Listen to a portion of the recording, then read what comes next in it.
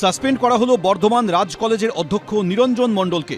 কর্তব্যে গাফিলতি, কলেজ তহবিলে অব্যবস্থা, কাজে ত্রুটি সহ একাধিক অভিযোগ ওঠে অধ্যক্ষের বিরুদ্ধে। গত বছরের 2রা ডিসেম্বর বর্ধমান রাজ কলেজের অধ্যক্ষ নিরঞ্জন মণ্ডলকে শোকজ করে কলেজ পরিচালন সমিতি। শোকজের জবাবও দেন তিনি। জবাব খতিয়ে দেখে শুক্রবার কলেজ পরিচালন সমিতি অধ্যক্ষ নিরঞ্জন মণ্ডলকে সাসপেন্ড করে। ক্যান্সারে নেই আর ভয়, NCRI এ হবে এর জয়। আপনাদের ভরসা নেতাজি সুভাষচন্দ্র বোস ক্যান্সার হসপিটাল। অধ্যক্ষ মহাশয়ের বিভিন্ন কাজ, যে ভুল ত্রুটি, গাফিলতি, দুর্বলতা বা ইনএফিসিয়েন্সি, এইসব থাকার কারণেই আমাদের শোকজ হয়েছিল। শোকজের উনি উত্তর দিয়েছিলেন, ওই উত্তরগুলি সন্তোষজনক ছিল না, যে কারণে পরিচালন সমিতি ওনাকে সাসপেন্ড করে ডিটেল এনকোয়ারির জন্য নতুন কমিটি তৈরি হয়। প্রাক্তন অধ্যক্ষ সমস্ত অভিযোগই উড়িয়ে দিয়েছেন। আমি কোনো টাকা আত্মসাৎ করিনি, চুরি চামারিও করিনি যে ওখানে আমাকে মাথা নত করে সবার দৌড়ে দৌড়ে ঘুরতে হবে।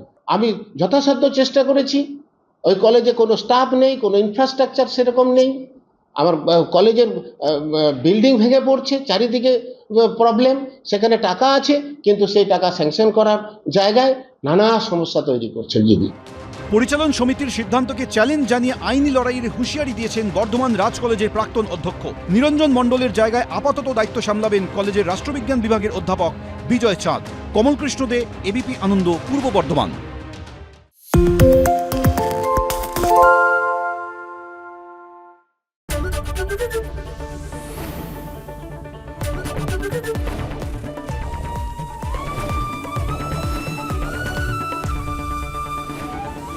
এবিপি আনন্দ, এগিয়ে থাকে, এগিয়ে রাখে। বাংলা চেঁচামেচি চায় না, বাংলা খবর চায়। বাংলা খবর, বাংলার খবর।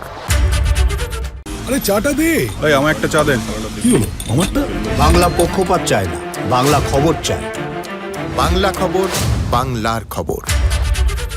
সত্য অন্তহীন, সত্যের খোঁজও তাই, সত্য সন্ধানে তাই আমরা অক্লান্ত, অকুতভয়। এবিপি আনন্দ নতুন ভাবনার প্রতীক, যা মনে মুক্ত, তথ্যে যুক্ত এবং যাবতীয় সীমানার বাঁধন থেকে মুক্ত।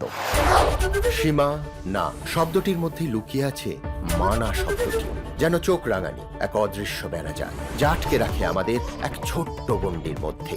একমাত্র সঠিক খবরই গড়ে তুলবে এক মুক্ত সমাজ। সেই জগৎ গড়ার লক্ষ্যে কোনো সীমানার ঠুকুটি আমরা মানব না।